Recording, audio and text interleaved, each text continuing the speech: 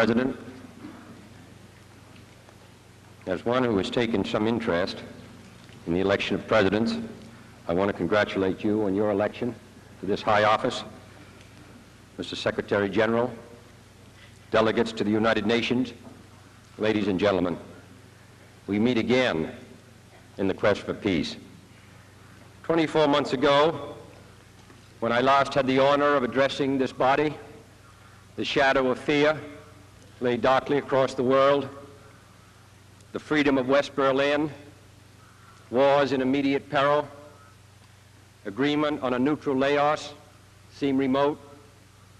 The mandate of the United Nations in the Congo was under fire. Hold back the darkness. Today the clouds have lifted a little so that new rays of hope can break through. The pressures on West Berlin appear to be temporarily eased. Political unity in the Congo has been largely restored. A neutral coalition in Laos, while still in difficulty, is at least in being. The integrity of the United Nations Secretariat has been reaffirmed. A United Nations decade of development is underway. And for the first time in 17 years of effort, a specific step has been taken to limit the nuclear arms race. I refer, of course, to the treaty to ban nuclear tests in the atmosphere, outer space, and underwater, concluded by the Soviet Union, the United Kingdom, and the United States, and already signed by nearly 100 countries. It has been hailed by people the world over who are thankful to be free from the fears of nuclear fallout. And I am confident that on next Tuesday at 10:30 o'clock in the morning, it will receive the overwhelming endorsement of the Senate of the United States. The world has not escaped from the darkness. The long shadows of conflict and crisis envelop us still. But we meet today in an atmosphere of rising hope and at a moment of comparative calm. My presence here today is not a sign of crisis, but of confidence.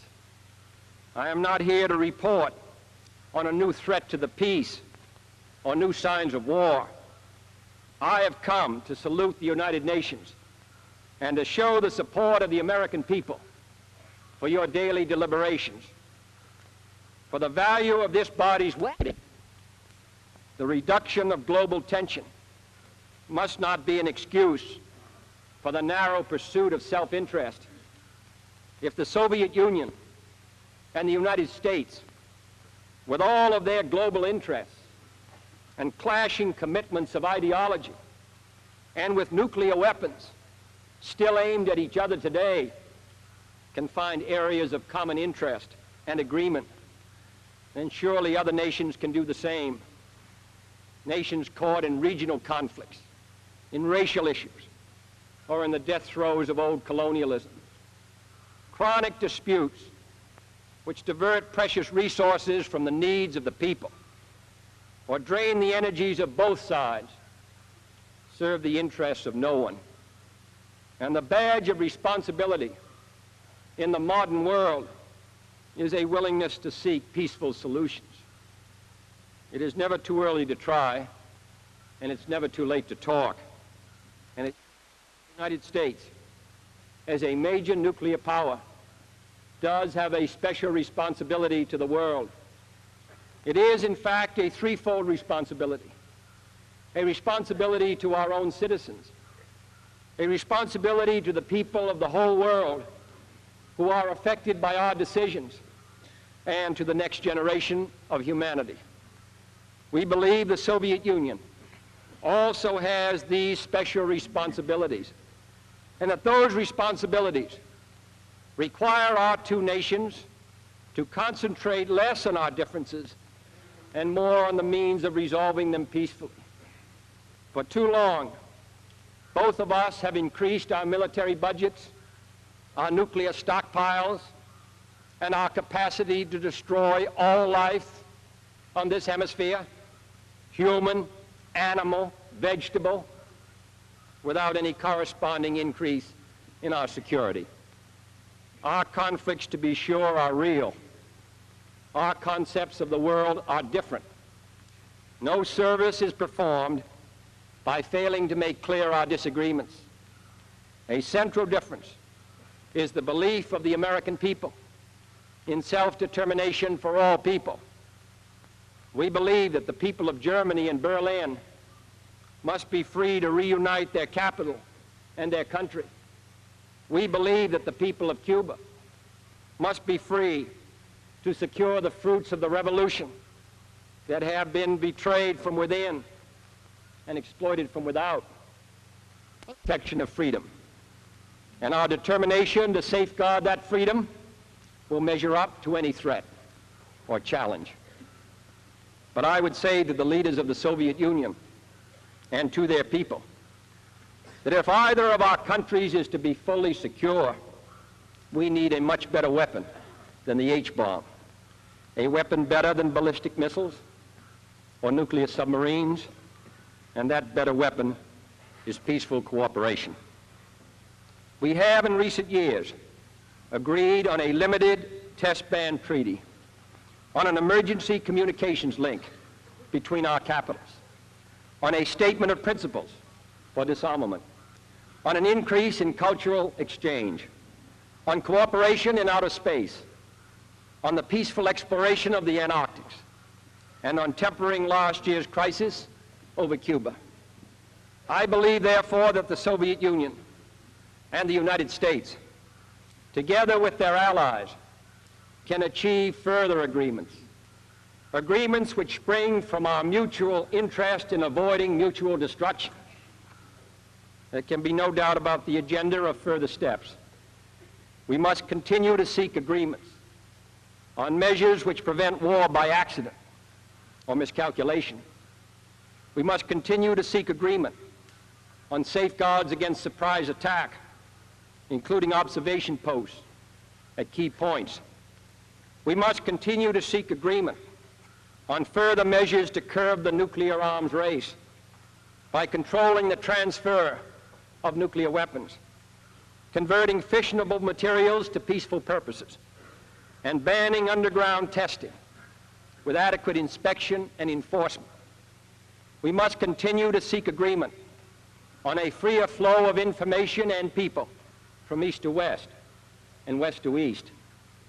We must continue to seek agreement, encouraged by yesterday's affirmative response to this proposal by the Soviet foreign minister on an arrangement to keep weapons of mass destruction out of outer space. Let us get our negotiators back to the negotiating table to work out a practicable arrangement to this end. Purposes. Finally, in a field where the United States and the Soviet Union have a special capacity, in the field of space, there is room for new cooperation, for further joint efforts in the regulation and exploration of space. I include among these possibilities a joint expedition to the moon.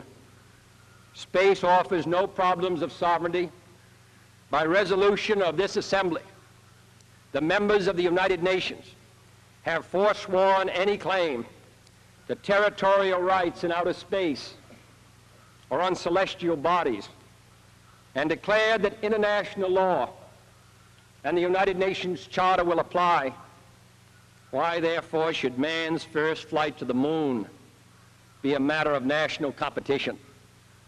Why should the United States and the Soviet Union, in preparing for such expeditions, become involved in immense duplications of research, construction, and expenditure? Surely we should explore whether the scientists and astronauts of our two countries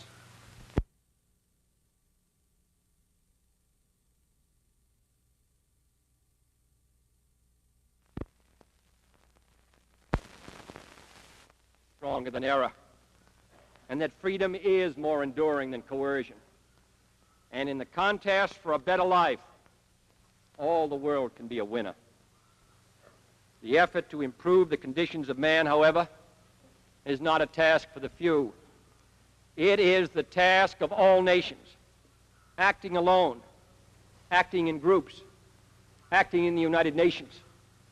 For plague and pestilence and plunder and pollution, the hazards of nature and the hunger of children are the foes of every nation.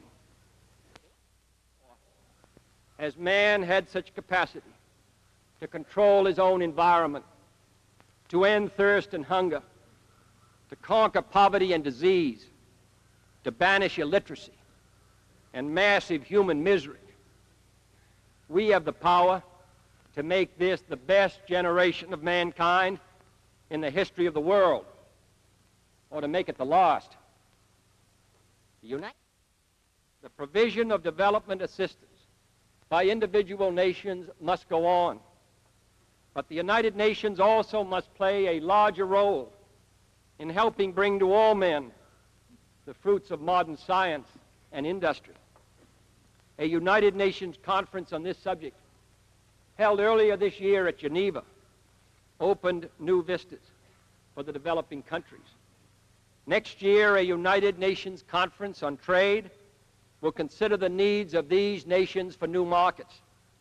And more than 4/5 of the entire United Nations system can be found today mobilizing the weapons of science and technology for the United Nations decade of development. But more can be done. A World Center for Health Communications under the World Health Organization could warn of epidemics and the adverse effects of certain drugs, as well as transmit the results of new experiments and new discoveries. Regional research centers could advance our common medical knowledge and train new scientists and doctors for new nations. A global system of satellites could provide communication and weather information for all corners of the earth. A worldwide program of conservation could protect the forest and wild game preserves now in danger of extinction for all time, improve the marine harvest of food from our oceans, and prevent the contamination of air and water by industrial as well as nuclear pollution. And finally, a worldwide program of farm productivity and food distribution, similar to our country's Food for Peace program, could now give every child the food he needs. But man does not live.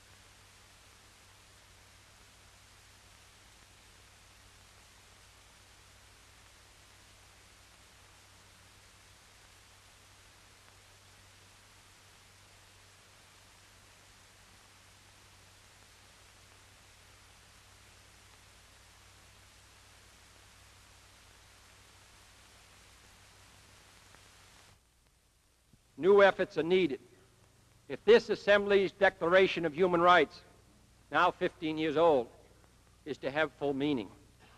And new means should be found for promoting the free expression and trade of ideas through travel and communication and through increased exchanges of people and books and broadcasts.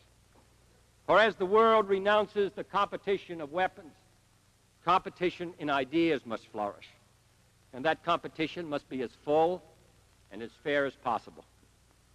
The United States delegation will be prepared to suggest to the United Nations initiatives in the pursuit of all these goals For this is an organization for peace, and peace cannot come without work and without progress. The peacekeeping record of the United Nations has been a proud one, though its tasks are always formidable. We are fortunate to have the skills of our distinguished Secretary General and the brave efforts of those who have been serving the cause of peace in the Congo and the Middle East, in Korea and Kashmir, in West New Guinea and Malaysia. But what the United Nations has done in the past is less important than the tasks for the future.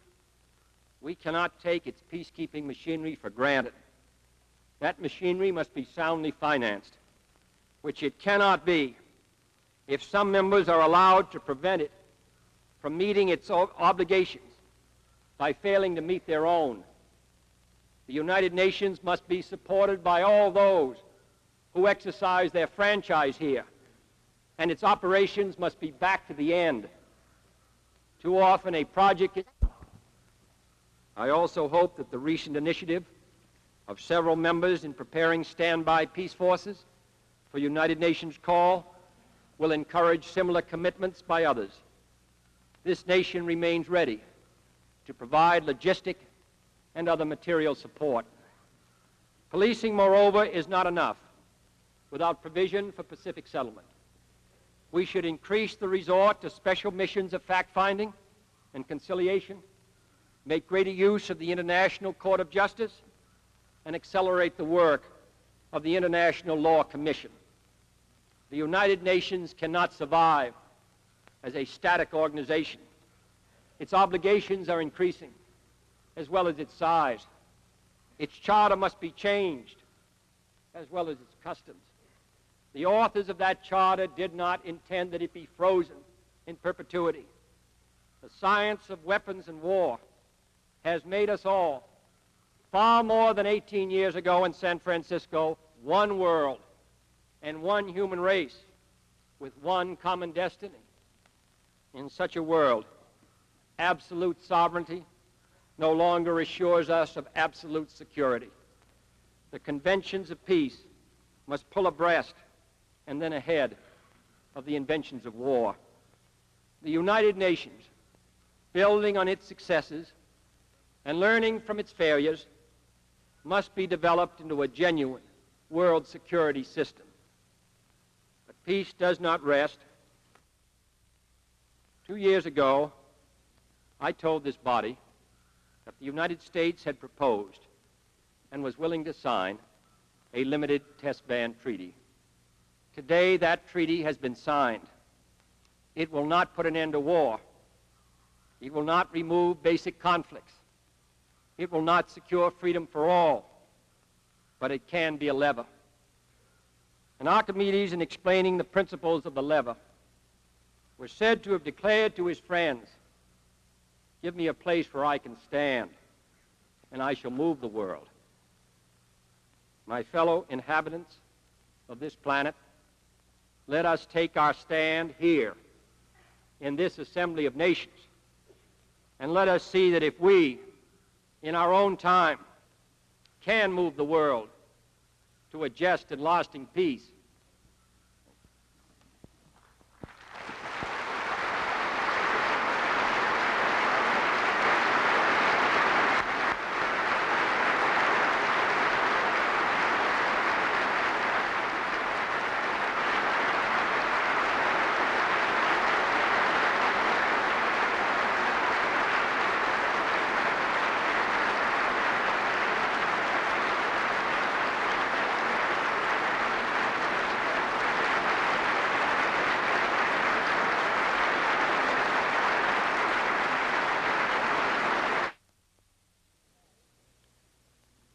En nombre de la Asamblea General, deseo dar las gracias a Su Excelencia por las importantes palabras que acaba de dirigirnos.